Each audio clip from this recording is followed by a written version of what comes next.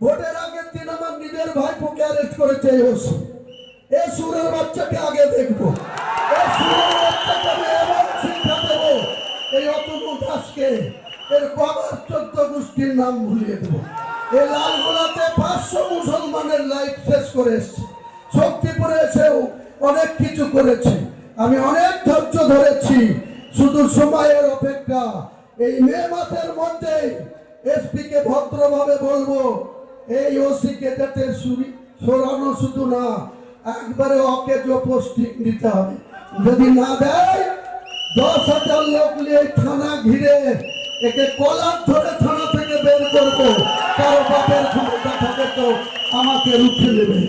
এই শক্তিপুরের ওসিকে, এ সুরের বাচ্চা মানুষের বাচ্চা না, এ একদম হারামখোর, একদম বেঈমান, একদম সাম্প্রদায়িক লোক।